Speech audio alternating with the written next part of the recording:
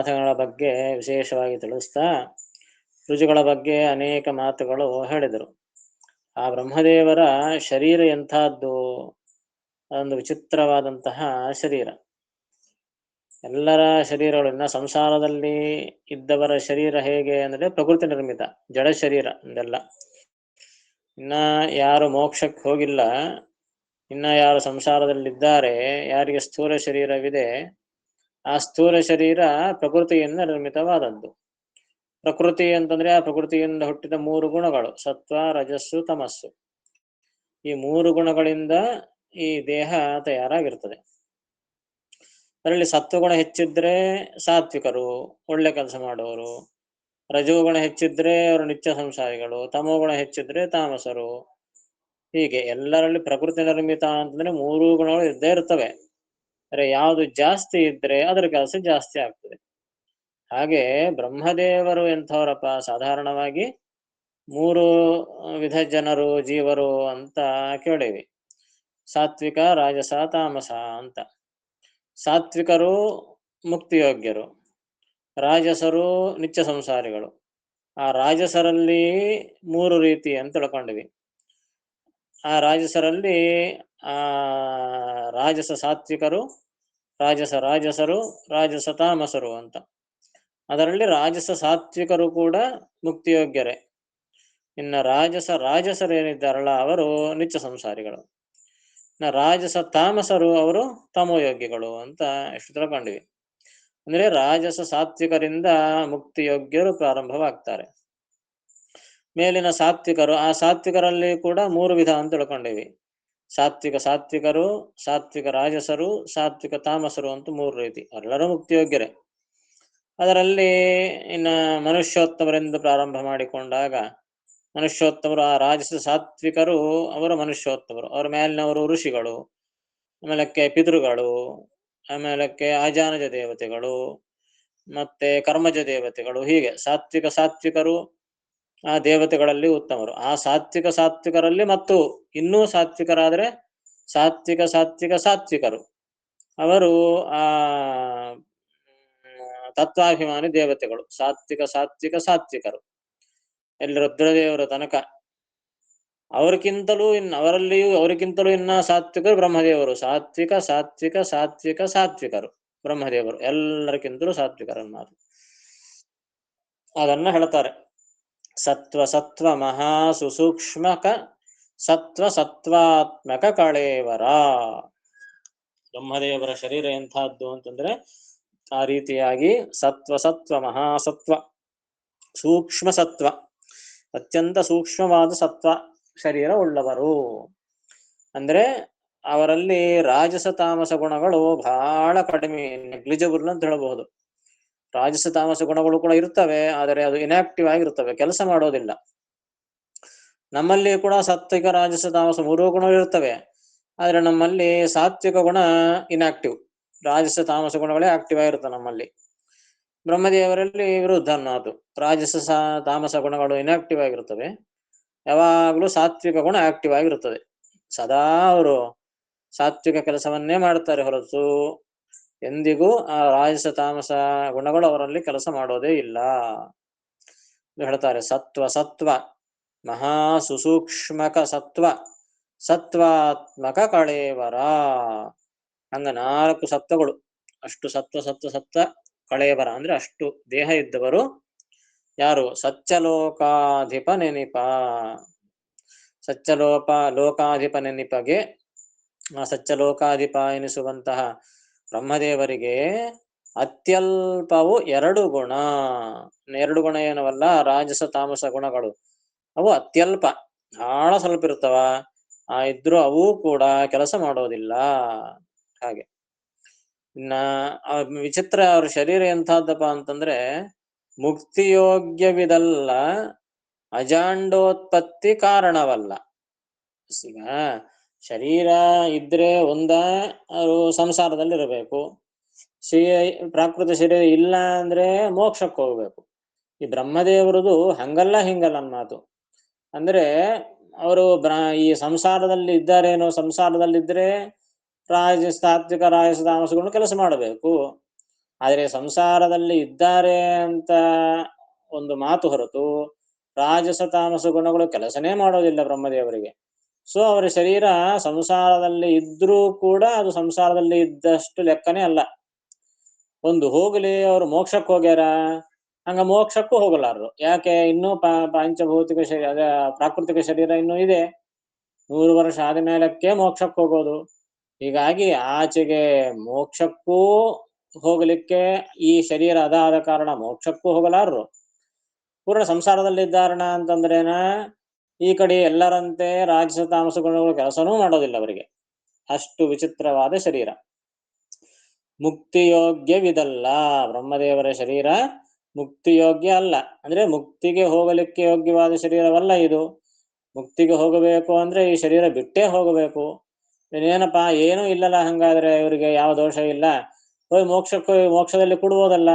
ಕೊಡ್ಲಿಕ್ಕಿಲ್ಲ. 100 ವರ್ಷ ಆಗ್ಬೇಕಾಗಿದ್ದೆ, ಈ ದೇಹ ಬಿಡಬೇಕಾಗಿದ್ದೆ, ಅನಂತರನೇ ಅವರು ಮೋಕ್ಷಕ್ಕೆ ಹೋಗ್ಬೇಕು. ಹೀಗಾಗಿ ಮುಕ್ತಿಯೋಗ್ಯವಿದಲ್ಲ. ಹೋಗ್ಲಿ ಬ್ರಹ್ಮಾಂಡದೊಳಗೆ ಮತ್ತು ಏನಾದರೂ ಅವ್ರ ಅವತಾರ ಹುಟ್ಟೋದು ಏನನ್ನದನ ಶರೀರ ಅದ ಅನ್ನಕ್ಕೆ ಅವ್ರು ಹುಟ್ಟಬೇಕಲ್ಲ. ಮತ್ತೆ ಹಾಗ ಆ ಹುಟ್ಟಿಗೆ ಏನಾದ್ರೂ ಕಾರಣವಾಗ್ತದೇನದು? ಹಾಗನೂ ಇಲ್ಲ. ಅಜಾಂಡೋತ್ಪತ್ತಿ ಕಾರಣವಲ್ಲ. ಅಜಾಂಡ ಅಂದ್ರೆ ಬ್ರಹ್ಮಾಂಡದೊಳಗೆ ಉತ್ಪತ್ತಿಗೆ ಅಂದ್ರೆ ಹುಟ್ಲಿಕ್ಕೆ ಈ ಶರೀರ ಏನಾದರೂ ಕಾರಣವಾಗ್ತದೇನೋ? ಹಾಗೂ ಆಗೋಣಿಲ್ಲ. ಆಗ ಮೋಕ್ಷಕ್ಕೆ ಹೋಗಲಿಕ್ಕೂ ಯೋಗ್ಯವಲ್ಲ, ಈ ಕಡೆ ಬ್ರಹ್ಮಾಂಡದೊಳಗೆ ಹುಟ್ಲಿಕ್ಕನೂ ಅದು ಕಾರಣವಲ್ಲ. ಅಷ್ಟು ವಿಚಿತ್ರ ಶರೀರ. ಮತ್ತೆ ಆ ಶರೀರ ಇನ್ನು ಯಾವ್ದಕ್ಕಪ್ಪ ಅಂತಂದ್ರೆ ಹರಿಪ್ರೀತ್ಯರ್ಥವಾಗಿ ಜಗದ ವ್ಯಾಪಾರಗಳ ಮಾಡುವನು. ಹಿತವಾಗಿ ಭಗವಂತನ ಪ್ರೀತ್ಯರ್ಥವಾಗಿ ಆ ಶರೀರ ಅದ ಅಂದ್ರೆ ಅದ ಅಷ್ಟೆ. ಹರಿಪ್ರೀತ್ಯರ್ಥವಾಗಿ ಈ ಜಗದ ವ್ಯಾಪಾರಗಳ ಮಾಡುವನು. ಈ ಜಗತ್ತಿನ ಎಲ್ಲಾ ಸೃಷ್ಟಿಗಳನ್ನು ಮಾಡುವವನು ಬ್ರಹ್ಮದೇವರೇ. ತನಗೆ ಹುಟ್ಟು ಇಲ್ಲ, ತಾನು ಹುಟ್ಟೋದಿಲ್ಲ. ಆದರೆ ಎಲ್ಲ ಪ್ರಪಂಚವನ್ನು, 14 ಲೋಕವನ್ನು, ಅದರೊಳಗಿರತಕ್ಕಂತಹ ಎಲ್ಲ ಪ್ರಾಣಿಗಳನ್ನು ಎಲ್ಲರನ್ನೂ ಕೂಡ ಹುಟ್ಟಿಸುವಂತಹ ಸೃಷ್ಟಿಕರ್ತ ಅಂತ ಅನಿಸಿಕೊಂಡ್ರು ಬ್ರಹ್ಮದೇವರು. ಈ ಜಗದ ವ್ಯಾಪಾರಗಳ ಮಾಡುವನು. ಭಗವಂತನ ಪ್ರೀತ್ಯರ್ಥವಾಗಿ ಎಲ್ಲಾ ಪ್ರಾಣಿಗಳನ್ನು ಸೃಷ್ಟಿ ಮಾಡಿ ಸೃಷ್ಟಿಕರ್ತ ಅಂತ ಅನಿಸಿಕೊಂಡು ಆ ಭಗವಂತನ ಅನುಗ್ರಹಕ್ಕೆ ಪಾತ್ರನಾಗುವಂತಹ ಅದ್ಭುತ ಶರೀರ ಆ ಬ್ರಹ್ಮದೇವರದು ಅಂತ ಅವರ ದೇಹದ ಬಗ್ಗೆ ತಿಳಿಸ್ತಾ ಇದ್ದಾರೆ. ಗೊತ್ತಾಯ್ತಲ್ಲ?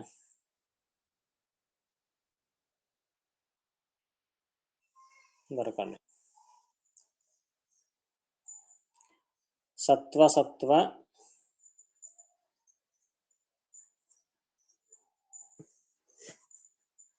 ಮಹಾಸತ್ವ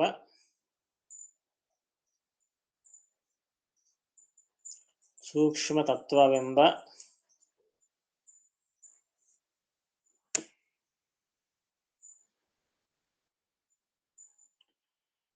ಸಾತ್ವಿಕ ಗುಣದಿಂದ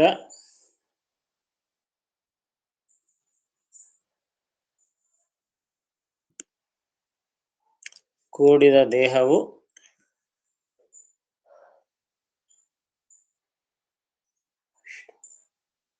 ಬ್ರಹ್ಮದೇವರ ದೇಹವು.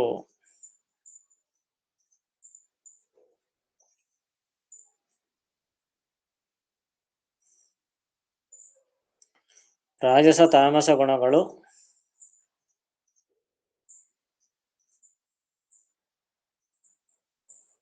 ಆ ದೇಹದಲ್ಲಿ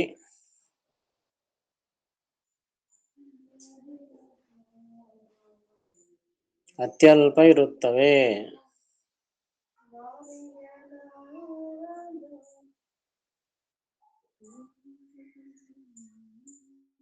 ಈ ದೇಹದಿಂದ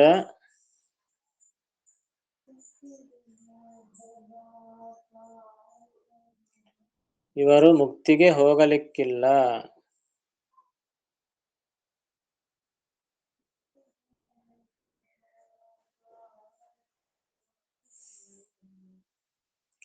ಮತ್ತು ಬ್ರಹ್ಮಾಂಡದಲ್ಲಿ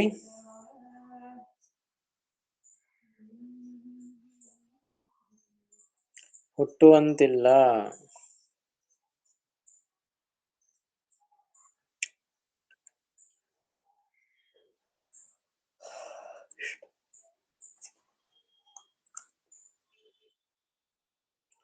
ಶ್ರೀಹರಿ ಪ್ರೀತಿಗಾಗಿ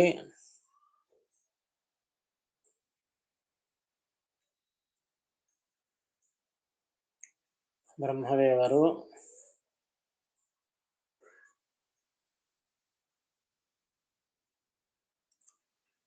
ಈ ದೇಹದಿಂದ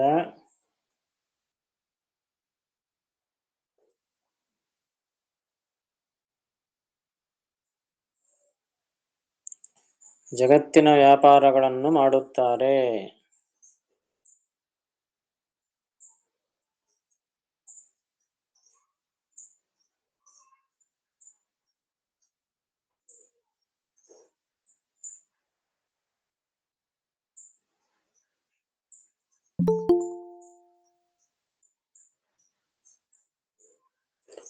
ಸತ್ವ ಸತ್ವ ಮಹಾಸುಸೂಕ್ಷ್ಮಕ ಸತ್ವ ಸತ್ವಾತ್ಮಕ ಕಳೇವರ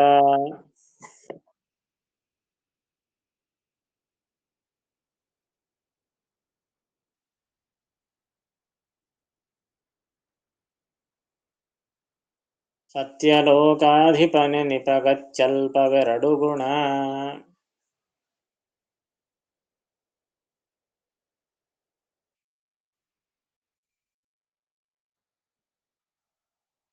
ಮುಕ್ತಿಯೋಗ್ಯವಿದಲ್ಲ ಜಾಂಡೋತ್ಪತ್ತಿ ಕಾರಣವಲ್ಲ.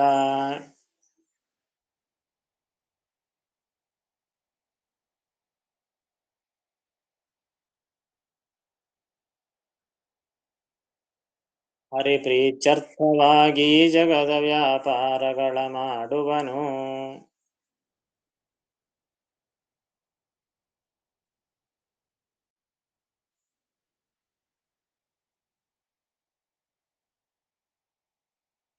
ಇಲ್ಲಿಗೆ ಈ ಬ್ರಹ್ಮದೇವರ ರುಜು ದೇವತೆಗಳ ಸಾಧನದ ಬಗ್ಗೆ, ಅವರ ಶರೀರದ ಬಗ್ಗೆ, ಅವರ ಯೋಗ್ಯತೆ ಬಗ್ಗೆ ಸ್ವಲ್ಪ ಪರಿಚಯ ಮಾಡಿಸಿಕೊಟ್ಟು ಇನ್ನು ಮುಂದ ರುದ್ರದೇವರ ಸಾಧನೆಯ ಬಗ್ಗೆ ಮುಂದಿನ ಪದ್ಯದಲ್ಲಿ ಹೇಳ್ತಾ ಇದ್ದಾರೆ. ಪಾದನ್ಯೂನ ಶತಾಬ್ದ ಪರ್ಯಂತೋದಿ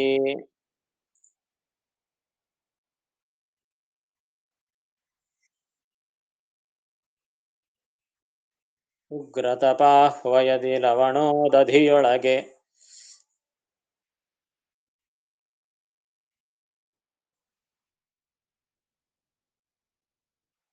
ಕಲ್ಪದಶತಪವಿರ್ದನಂತರದಿ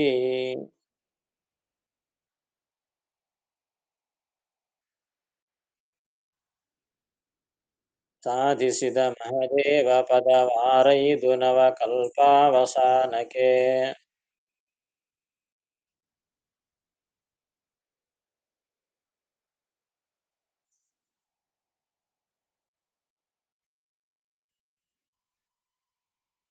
ಐದುವನು ಶೇಷನ ಪದವ ಪಾರ್ವತಿ ಸಹಿತನಾಗಿ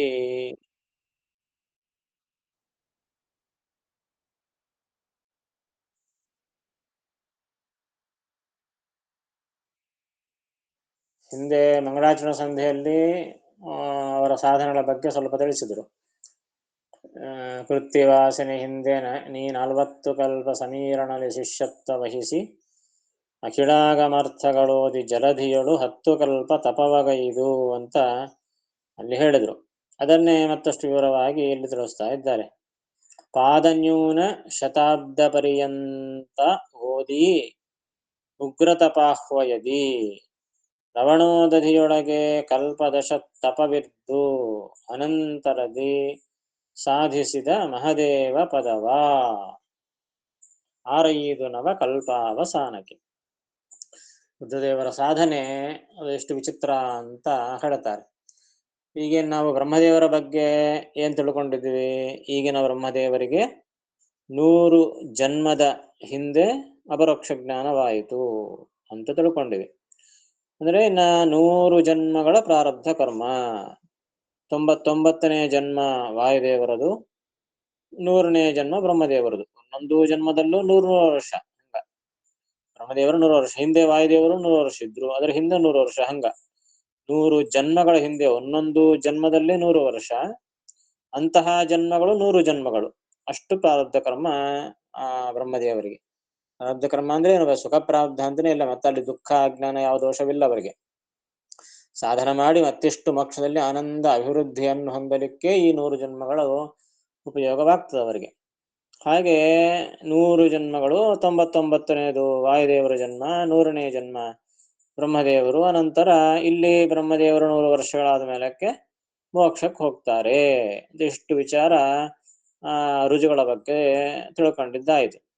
ಹಾಗೆ ಈ ರುದ್ರದೇವರ ಸಾಧನೆಯು ಎಷ್ಟು ಅಂತ ಹೇಳಿದ್ರೆ, ಈಗೇನು ರುದ್ರದೇವರು ಇದ್ದಾರೆ, ಮುಂದೆ ಇವರೇ ಶೇಷದೇವರಾಗ್ತಾರೆ. ಅಂದ್ರೆ ಒಟ್ಟಾರೆ 41 ಜನ್ಮಗಳು. ಹೇಗೆ ಬ್ರಹ್ಮದೇವರಿಗೆ 100 ಜನ್ಮಗಳು, ಹಾಗೆ ಈ ಶೇಷದೇವರಿಗೆ 41 ಜನ್ಮಗಳು. 41ನೇದು ಶೇಷದೇವರು, 40ನೇದು ಈ ರುದ್ರದೇವರು. ಅದರ ಹಿಂದೆ ಹಾಗೆ ಈಗಿನ ರುದ್ರದೇವರಿಗೆ 40 ಜನ್ಮಗಳ ಹಿಂದೆ ಅಪರೋಕ್ಷ ಜ್ಞಾನವಾಯಿತು. ಅಂದ್ರೆ ಒಟ್ಟಾರೆ 41 ಜನ್ಮಗಳು ಪ್ರಾರಬ್ಧ ಕರ್ಮ.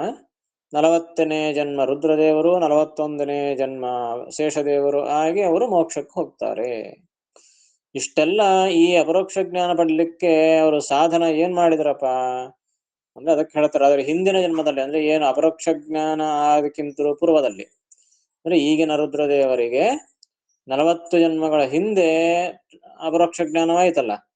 ಆ ಅಪರೋಕ್ಷ ಜ್ಞಾನವಾಗಿದ್ದು ಯಾವ ಜನ್ಮದಲ್ಲಿ? 40 ಜನ್ಮಗಳ ಹಿಂದೆ. ಆಗ ಅವರಿಗೆ ಏನು ಹೆಸರಿತ್ತು ಅಂದ್ರೆ ಉಗ್ರತಪ ಅಂತ ಹೆಸರು ಅವರಿಗೆ. ಉಗ್ರತಪ ಎಂಬಂತಹ ಆ ರುದ್ರದೇವರು ಕಲ್ಕಿ ಎಂಬಂತಹ ಆ ವಾಯುದೇವರ ಪಟ್ಟಕ್ಕೆ ಬರುವಂತಹ ರುಜುಗಳೇನಿದ್ದಾರೆ ಅವರ ಹತ್ತಲೇ ಪಾಠ ಓದ್ತಾರ ಮಾತು. ಎಷ್ಟು ದಿವಸ ಪಾಠ ಓದಿದಿರಪ್ಪ ನಾವಿದ್ದಾಗೆ? ದಿನಕ್ಕೆ 1 ಗಂಟೆ, ವಾರದ ದಿವಸ ವಾರಕ್ಕೆ 1-2 ಗಂಟೆ ಹಿಂಗ ಪಾಠ ಓದಿದ್ರೇನು ಅಂದ್ರೆ ಅದಕ್ಕೆ ಹೇಳ್ತಾರೆ, ಪಾದನ್ಯೂನ ಶತಾಬ್ದ ಪರ್ಯಂತ ಓದಿ. ಅಂದ್ರೆ ಬ್ರಹ್ಮದೇವರ 100 ವರ್ಷಗಳು, ಆ 100 ವರ್ಷಗಳಲ್ಲಿ 75 ವರ್ಷ 75 ಇಯರ್ಸ್ ಓದ್ಯಾರಂತ. ನೋಡ್ರಿ ಗೋವಿಂದ. ರುದ್ರದೇವರು ಉಗ್ರತಪ ಎಂಬ ಹೆಸರಿನಿಂದ ಆ ವಾಯುಪದ ಯೋಗ್ಯರಾದಂತಹ ರುಜುಗಳಲ್ಲಿ 75 ವರ್ಷಗಳ ಕಾಲ ಕೇವಲ ಶ್ರವಣ ಮನನಗಳನ್ನು ಮಾಡಿದ್ರು, ಓದಿದ್ರು, ಅಧ್ಯಯನ ಮಾಡಿದ್ರು ಶಾಸ್ತ್ರಗಳನ್ನು. ಅದಾದ ಮೇಲೆ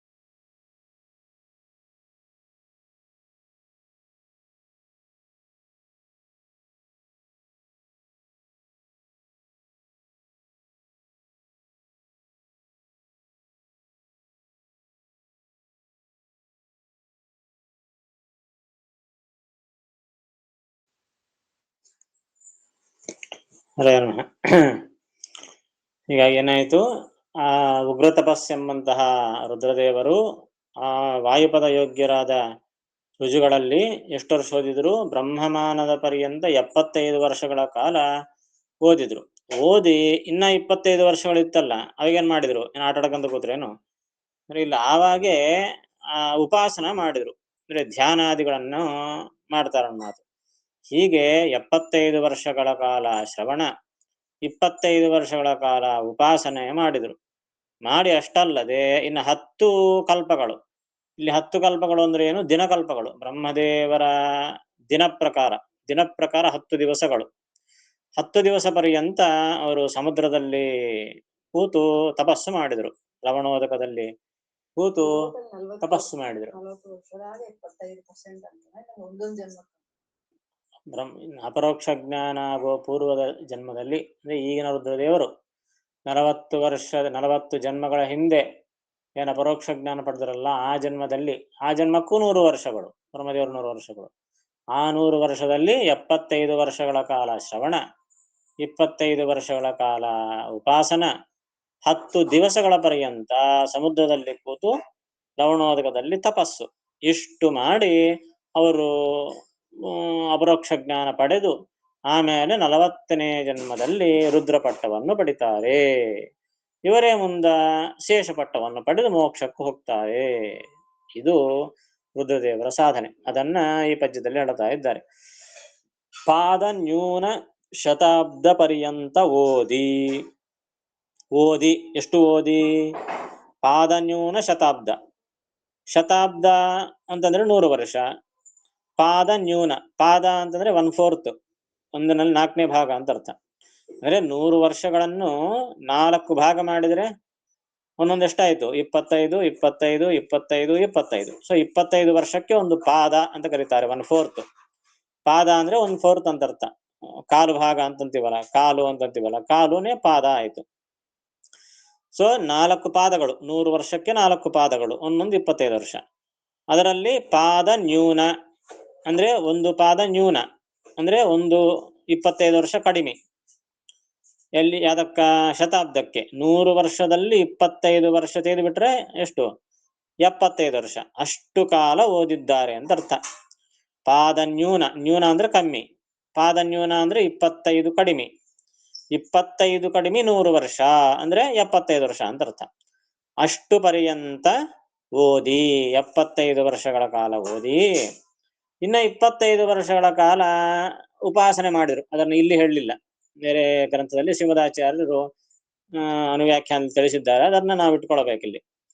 ಆ 25 ವರ್ಷಗಳ ಉಪಾಸನೆ ಮಾಡಿ, ಯಾವಾಗ? ಉಗ್ರತಪ ಆಹ್ವಯದಿ, ಉಗ್ರತಪ ಎಂಬ ಹೆಸರಿನಿಂದ, ಆಹ್ವಯ ಅಂದ್ರೆ ಹೆಸರು, ಉಗ್ರತಪನೆಂಬ ಹೆಸರಿನಿಂದ ಆ ರುದ್ರದೇವರು ಮತ್ತೆ ಇನ್ನೇನ್ ಮಾಡಿದ್ರು? ಲವಣೋದಧಿಯೊಳಗೆ, ಆ ಉಪ್ಪಿನ ಸಮುದ್ರದಲ್ಲಿ ಕೂತು ಕಲ್ಪದಶ ಅಂದ್ರೆ 10 ಕಲ್ಪಗಳು. ಇಲ್ಲಿ 10 ಕಲ್ಪ ಅಂದ್ರೆ ದಿನಕಲ್ಪ ಅಂತ ನ್ಯಾಯಸುಧಾಯಲ್ಲಿ ಟೀಕಾಕೃತ್ಪಾದರು ವ್ಯಾಖ್ಯಾನ ಮಾಡ್ತಾರೆ. ಹೀಗಾಗಿ ಕಲ್ಪದಶ ಅಂದ್ರೆ 10 ಬ್ರಹ್ಮದೇವರ ದಿನಕಲ್ಪಗಳ ಪರ್ಯಂತ ತಪವಿದ್ದು ತಪಸ್ಸನ್ನು ಮಾಡಿ ಆ ಸಮುದ್ರದಲ್ಲಿ ಕೂತ್ಕೊಂಡು ಅನಂತರದಿ ಸಾಧಿಸಿದ ಮಹದೇವ ಪದವ.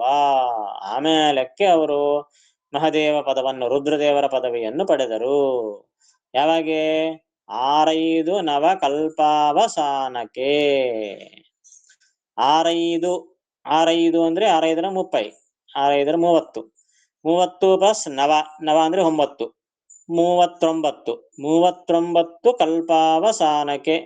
31 ಕಲ್ಪಗಳಾದ ಮೇಲೆ, 39 ಕಲ್ಪಗಳಾದ ಮೇಲೆ ಅಂದ್ರೆ 39 ಜನ್ಮಗಳಾದ ಮೇಲೆ 40ನೇ ಜನ್ಮದಲ್ಲಿ ರುದ್ರದೇವರಾದರು.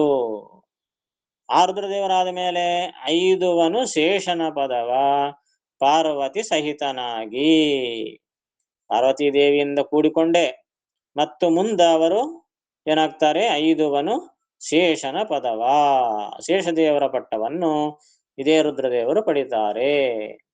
ಇದು ರುದ್ರದೇವರ ಸಾಧನೆ ಅಂತ ಹೇಳ್ತಾರೆ. ಸೊ ಅರ್ಥ ಆಯ್ತು ಇವಾಗ. ಈಗಿನ ರುದ್ರದೇವರಿಗೆ 40 ಜನ್ಮಗಳ ಹಿಂದೆ ಅಪರೋಕ್ಷ ಜ್ಞಾನವಾಯಿತು. ಆ 40 ಜನ್ಮಗಳ ಹಿಂದೆ ಆ ಜನ್ಮಕ್ಕೂ 100 ವರ್ಷ ಇರ್ತದಲ್ಲ, ಆ 100 ವರ್ಷಗಳಲ್ಲಿ ಏನ್ ಮಾಡಿದ್ರು ಅಂದ್ರೆ 75 ವರ್ಷಗಳ ಕಾಲ ಓದಿ, 25 ವರ್ಷಗಳ ಕಾಲ ಉಪಾಸನೆ ಮಾಡಿ, 10 ದಿನಕಲ್ಪಗಳ ಪರ್ಯಂತ ಲವಣೋದಕದಲ್ಲಿ ತಪಸ್ಸು ಮಾಡಿ, ಆಗ ಅಪರೋಕ್ಷ ಜ್ಞಾನ ಪಡೆದು 39 ಜನ್ಮಗಳಾದ ಮೇಲೆ 40ನೇ ಜನ್ಮದಲ್ಲಿ ರುದ್ರದೇವರಾಗಿ, ಮುಂದೆ 41ನೇ ಜನ್ಮದಲ್ಲಿ ಶೇಷಪಟ್ಟಕ್ಕೆ ಬಂದು ಅಲ್ಲಿಂದ ಮೋಕ್ಷಕ್ಕೆ ಹೋಗ್ತಾರೆ ಅಂತ ರುದ್ರದೇವರ ಸಾಧನೆಯ ಬಗ್ಗೆ ಇಲ್ಲಿ ತಿಳಿಸ್ತಾ ಇದ್ದಾರೆ. ಅಂತ ಇದಲ್ಲ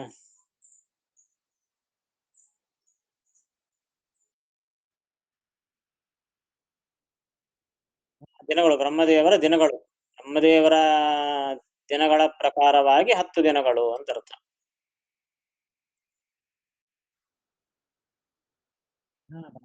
ಅದೇ ಬ್ರಹ್ಮದೇವರ 100 ವರ್ಷ ಏನಿರ್ತದಲ್ಲ, ಅದರಲ್ಲಿ 75 ವರ್ಷಗಳು ಓದಿದ್ರು, ಇನ್ನ 25 ವರ್ಷಗಳು ಉಪಾಸನೆ ಮಾಡಿದ್ರು, ಅಂದ್ರೆ ಧ್ಯಾನಾದಿ ಉಪಾಸನೆ ಮಾಡಿದ್ರು. ಇನ್ನ ಮಧ್ಯದಲ್ಲಿ ಎಲ್ಲೋ ಒಂದು 10 ದಿವಸಗಳು ಅಷ್ಟೇ, ಕೇವಲ 10 ದಿವಸ ಬ್ರಹ್ಮದೇವರ ಮಾನದಿಂದ 10 ದಿವಸಗಳ ಪರ್ಯಂತ ಮಾತ್ರನೇ, ಅಂದ್ರೆ ಈ 100 ವರ್ಷಗಳಲ್ಲಿ 10 ದಿವಸ ಮಾತ್ರ ಸಮುದ್ರದಲ್ಲಿ ಕೂತು ತಪಸ್ಸು ಮಾಡಿದ್ರು ಅಂತ ಅರ್ಥ. ಅಂದ್ರೆ ಬ್ರಹ್ಮದೇವರ 10 ದಿವಸ ಓದಿದ್ದು ಕೂಡ ಬ್ರಹ್ಮದೇವರ ವರ್ಷಗಳಿಂದನೇ 75 ವರ್ಷಗಳ ಕಾಲ ಓದಿ, ಬ್ರಹ್ಮದೇವರ ಮಾನದಿಂದನೇ 25 ವರ್ಷಗಳ ಕಾಲ ಉಪಾಸನೆ ಮಾಡಿ, ಆ ಬ್ರಹ್ಮದೇವರ ಮಾನದಿಂದನೇ 10 ದಿವಸಗಳ ಪರ್ಯಂತ ಸಮುದ್ರದಲ್ಲಿ ತಪಸ್ಸು ಮಾಡಿದರು ಅಂತ ಅರ್ಥ. ಬ್ರಹ್ಮದೇವರ 10 ದಿವಸ, ಒಂದು ದಿವಸ ಅಂದ್ರೆ ಎಷ್ಟು ಗೊತ್ತಲ್ಲ? ಒಂದು ದಿವಸ ಅಂದ್ರೆ 14 ಮನ್ವಂತರಗಳು. ಒಂದು ದಿವಸ ಅಂತಂದ್ರೆ 14 ಮನ್ವಂತರಗಳು ಹಗಲು, 14 ಮನ್ವಂತರಗಳು ರಾತ್ರಿ, ಹಂಗ 10 ದಿವಸಗಳು. 10 ದಿವಸಗಳು ಲವಣೋದಕದಲ್ಲಿ ಕುಳಿತುಕೊಂಡು ತಪಸ್ಸು ಮಾಡಿದರು. ಅಂಥವು 75 ವರ್ಷಗಳು ಬ್ರಹ್ಮದೇವರ ಮಾನದಿಂದನೇ 75 ವರ್ಷಗಳ ಕಾಲ ಓದಿದರು, 25 ವರ್ಷಗಳ ಕಾಲ ಉಪಾಸನೆ ಮಾಡಿದ್ರು, 10 ದಿವಸಗಳ ಕಾಲ ತಪಸ್ಸು ಮಾಡಿದ್ರು ಲವಣೋದಕ ಕೂತ್ಕೊಂಡು. ಇಷ್ಟಾಗಷ್ಟಿದೆ 100 ವರ್ಷ ಆಗೋಯ್ತು. ಆಗ ಆಗಿಂದ ಪ್ರಾರಂಭ ಮಾಡಿಕೊಂಡು ಮತ್ತೆ 35 ಜನ್ಮಗಳು, ಆ 39 ಜನ್ಮಗಳಾದ ಮೇಲೆ 40ನೇ ಜನ್ಮದಲ್ಲಿ ರುದ್ರದೇವರಾಗಿ, 41ನೇ ಜನ್ಮದಲ್ಲಿ ಶೇಷದೇವರಾಗಿ ಮೋಕ್ಷಕ್ಕೆ ಹೋಗ್ತಾರೆ.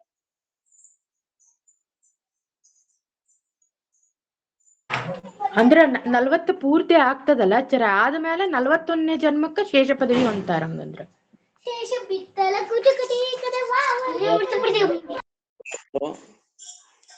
ಈ ರುದ್ರದೆಲ್ಲ ಆದ್ಮೇಲೆ ಅಂದ್ರೆ ಒಂದೊಂದು ಜನ್ಮದಲ್ಲಿ ಮತ್ತು ಅಷ್ಟು ಬ್ರಹ್ಮದೇವರು 100 ವರ್ಷ ಆಗ್ಬೇಕಾಗಿದ್ದೆ.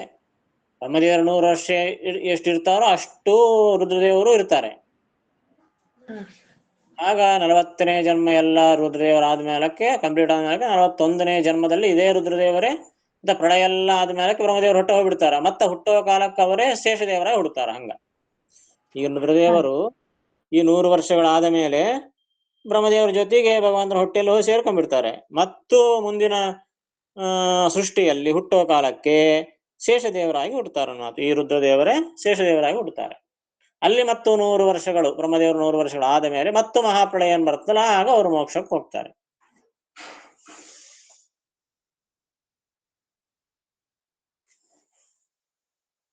ಗೊತ್ತಾಯ್ತಲ್ಲ?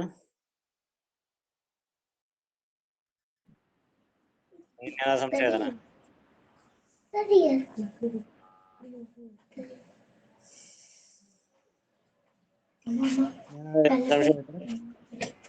ಯಾಕಂದ್ರೆ ಜೂಟ್ ಬ್ಯಾಗ್ ಮಾಡಬೇಕು. ಒಂದು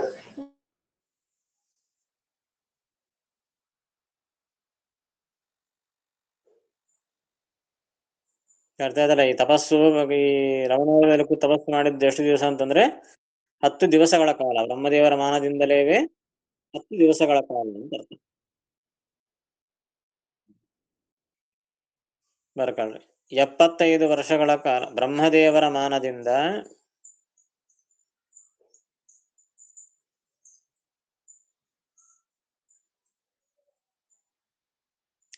75 ವರ್ಷಗಳ ಕಾಲ ಓದಿ,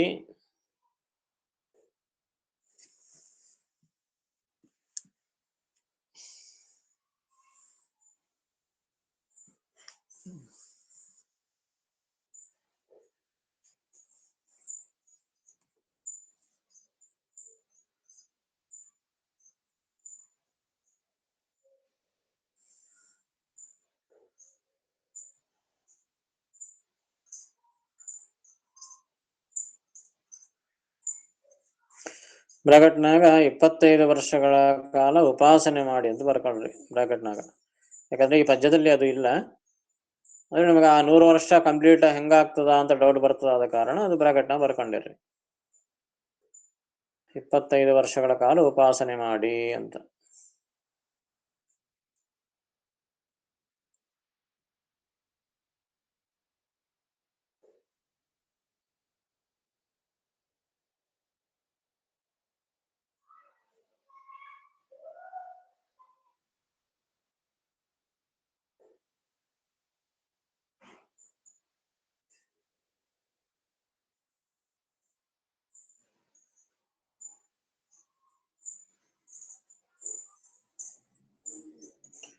ಉಗ್ರ ತಪಸ್ ಎಂಬ ಹೆಸರಿನಿಂದ ಉಗ್ರತಪ ಎಂಬ ಹೆಸರಿನಿಂದ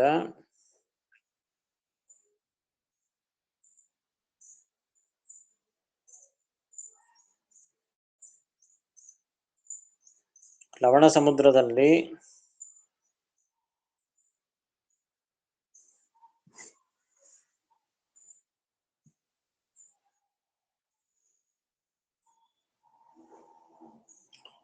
ಹತ್ತು ದಿನಕಲ್ಪಗಳ ಕಾಲ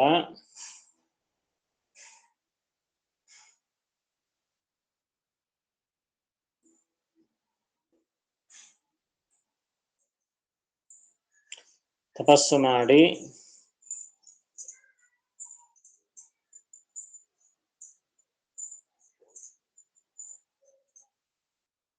ಮೂವತ್ತೊಂಬತ್ತು ಜನ್ಮಗಳ ನಂತರ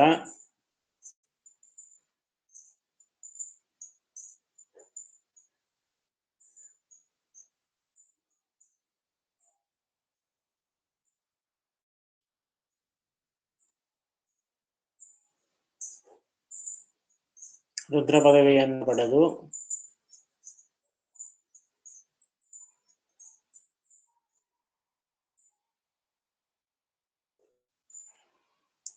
ಅನಂತರ ಪಾರ್ವತೀ ಸಮೇತರಾಗಿ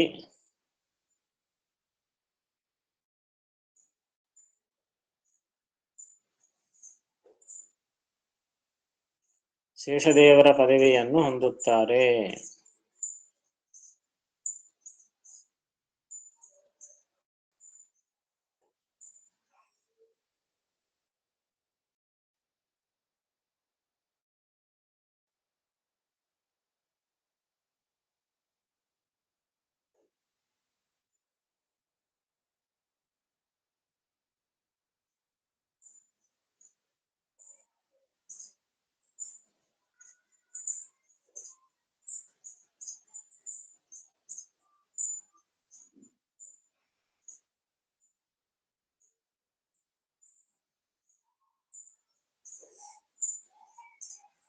ಗೊತ್ತಾಯ್ತಲ್ಲ?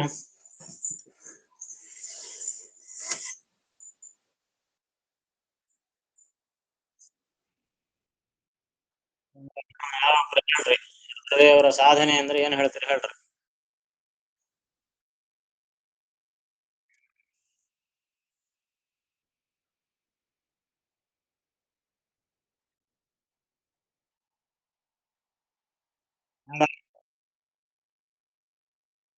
ಓದಿದ್ದು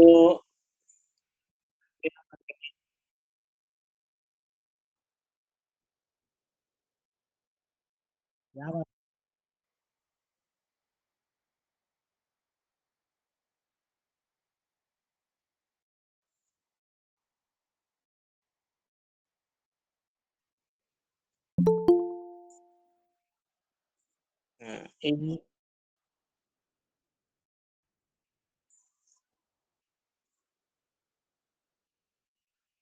ಅಂತಾವು 10 ದಿವಸ 14 ಮನ್ವಂತರಗಳಾದ್ರೆ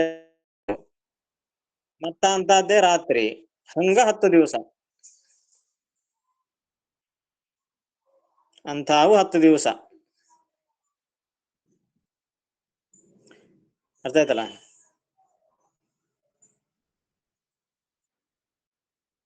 ಈಗಿನ ರುದ್ರದೇವರಿಗೆ ಅಪರೋಕ್ಷ ಜ್ಞಾನ ಯಾವಾಗಾಯ್ತು?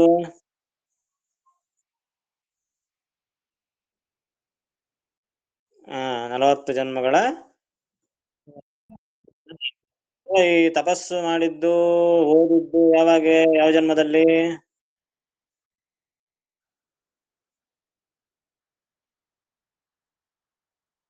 ಈಗಿನ ಯಾವ ಜನ್ಮದಲ್ಲಿ ಅಪರೋಕ್ಷ ಜ್ಞಾನವಾಯ್ತಲ್ಲ ಅದೇ ಜನ್ಮದಲ್ಲೇ. ಅಂದ್ರೆ ಈಗಿನ ರುದ್ರದೇವರಿಗೆ 40 ಜನ್ಮಗಳ ಹಿಂದೆ ಈ ಸಾಧನ ಮಾಡಿದ್ದು.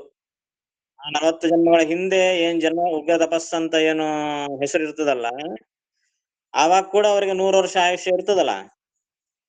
ಆ ಜನ್ಮದಲ್ಲಿ ಉಗ್ರತಪ ಎಂಬ ಹೆಸರಿನಿಂದ ಯಾವಾಗ ಇರ್ತಾರಲ್ಲ ಆವಾಗಲೂ ಅವರಿಗೆ 100 ವರ್ಷಗಳೇ. ಆ ಬ್ರಹ್ಮದೇವರ ಮಾನದಿಂದ 100 ವರ್ಷಗಳೇ ಅವ್ರಿಗೆ ಕೂಡ ಆಯುಷ್ಯ. ಆವಾಗ ಆ 100 ವರ್ಷಗಳಲ್ಲಿ 75 ವರ್ಷಗಳ ಕಾಲ ಓದಿ 25 ವರ್ಷಗಳ ಕಾಲ ಉಪಾಸನೆ ಮಾಡಿ 10 ದಿವಸಗಳ ಕಾಲ ತಪಸ್ಸು ಮಾಡಿ ಆಗ ಪಡೆದುಕೊಂಡು ನೆಕ್ಸ್ಟ್ ಅಲ್ಲಿಂದ ನೆಕ್ಸ್ಟ್ ಜನ್ಮದಿಂದ 39 ಜನ್ಮಗಳಾದ ಮೇಲೆ ರುದ್ರದೇವರ ಪಟ್ಟಕ್ಕೆ ಬಂದು 45ರಲ್ಲಿ ಮತ್ತು 41ರಲ್ಲಿ ಶೇಷ ಪಟ್ಟಕ್ಕೆ ಬಂದು, ಅಂದ್ರೆ ಒಂದೊಂದು ಜನ್ಮದಲ್ಲಿ 100 ವರ್ಷ, ಅದು ಗೊತ್ತಿಟ್ಕೊಂಡಿರ್ಬೇಕು. ಮತ್ತೆ ಒಂದೊಂದು ಜನ್ಮದಲ್ಲಿ 100 1 2 3 ಹಂಗ 40ನೇ ಜನ್ಮದಲ್ಲಿ 39 ಆದ ಮೇಲಕ್ಕೆ ರುದ್ರ ಪಟ್ಟಕ್ಕೆ ಬಂದು, ಮತ್ತು ಮುಂದೆ 41ರಲ್ಲಿ ಶೇಷ ಪಟ್ಟಕ್ಕೆ ಬಂದು ಅಲ್ಲಿ ಮತ್ತು 100 ವರ್ಷ ಆದ ಮೇಲೆ ಮೋಕ್ಷಕ್ಕೆ ಹೋಗ್ತಾರೆ ಅಂತಂಬೋದು.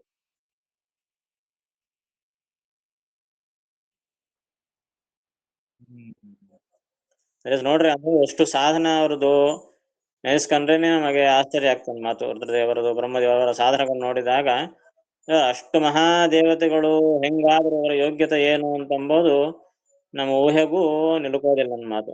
ಅಷ್ಟು ಅದ್ಭುತವಾದಂತಹ ಸಾಧನೆ, ಅಷ್ಟು ಮಹಾಮಹಿಮೆಯರವರು.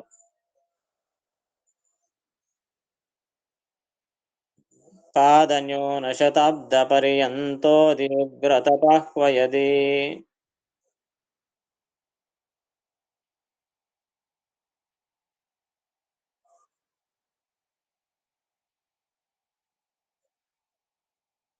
ಶ್ರವಣೋ ದಧಿಯೊಳಗೆ ಕಲ್ಪದ ಶತಪವಿರ್ದನಂತರದಿ.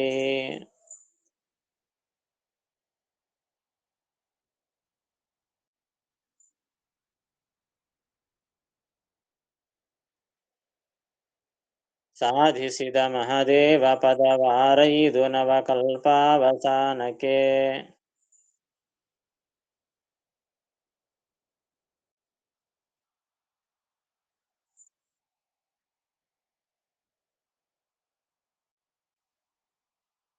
5 ಶೇಷನ ಪದವ ಪಾರ್ವತಿ ಸಹಿತನಾಗಿ.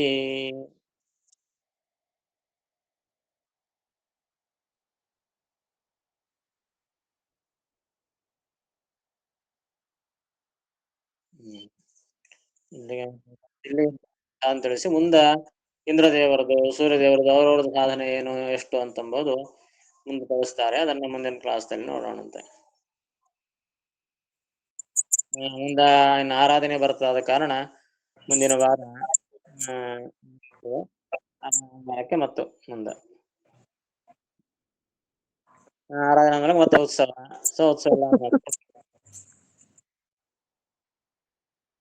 ಇವಾಗ ಪೂರ್ಣ, ಇವಾಗ ಸ್ಯಾಟರ್ಡೆ, ಇವಾಗ ಶನಿವಾರ ಭಾನುವಾರ ಕೊಡ್ಬೋದು.